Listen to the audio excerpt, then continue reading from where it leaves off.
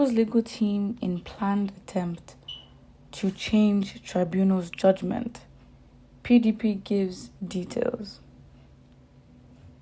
The PDP has voiced concerns over what it perceives as an attempt by President Tinubu's legal team to influence the judiciary. The claim was made in response to the legal team's written address to the Presidential Elections Petition Court.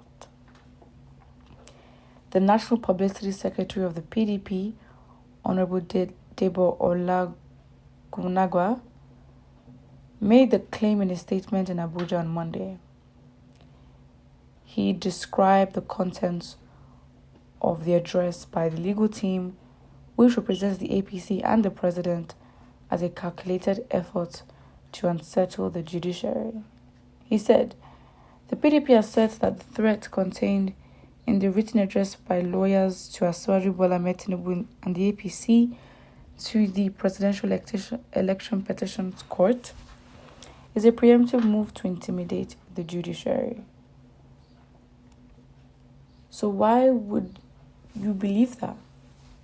Because if they owned INEC, because now the judiciary isn't, let's be honest, the judiciary is not the key stakeholder or the major player, that will be used to work to APC's advantage, right? There's evidence to clearly see that INEC just declared a winner without following their own initiated due process and methodology for conducting the elections. So we know that we have proof of that.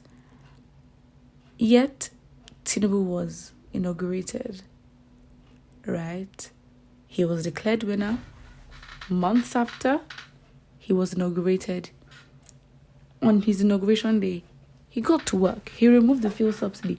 So, if you think that APC's lawyers, what PDP is basically accusing, or their notion is APC's lawyers are trying to influence and intimidate the judiciary, it gives the impression that the judiciary was a strong, formidable, reliable part of government to begin with.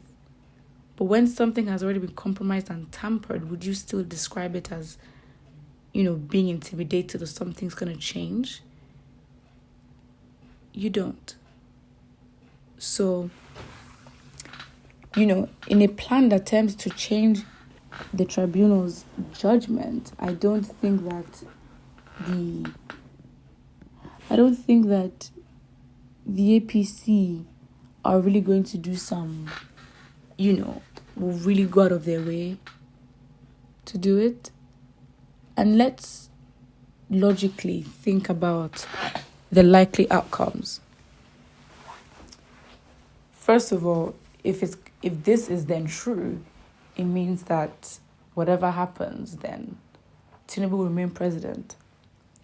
If not, which is highly unlikely, it would either be Peter Obi's or Atiku's case to win.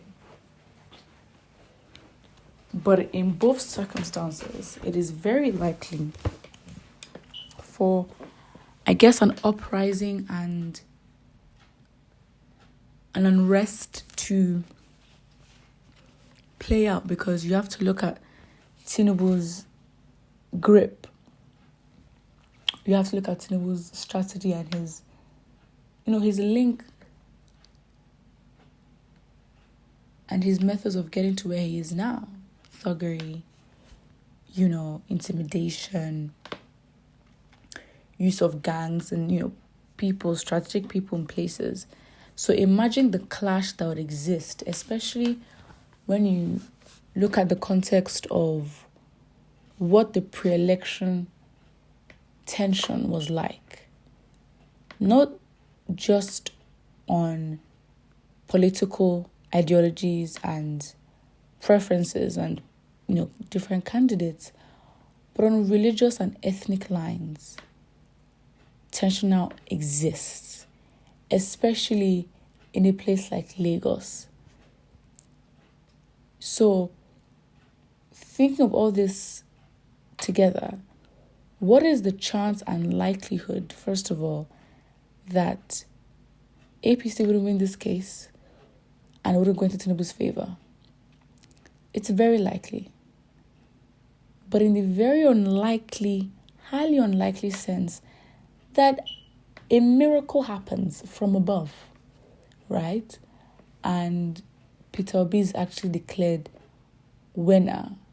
So then there'll be a transition. We'll just, remove Tinubu, and already the major changes he has made,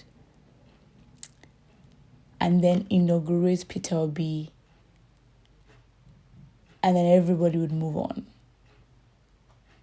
Because the courts have proven that on these bases, blah, blah, blah, Peter Obi won.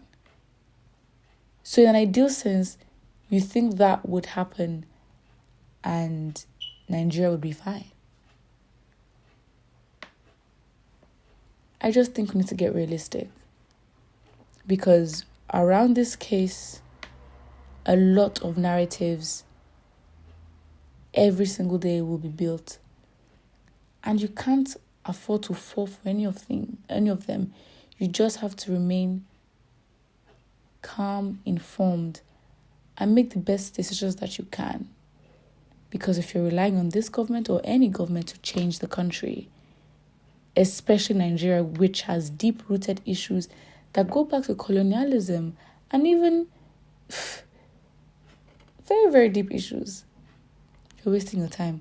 Put what you think and don't forget to like and subscribe.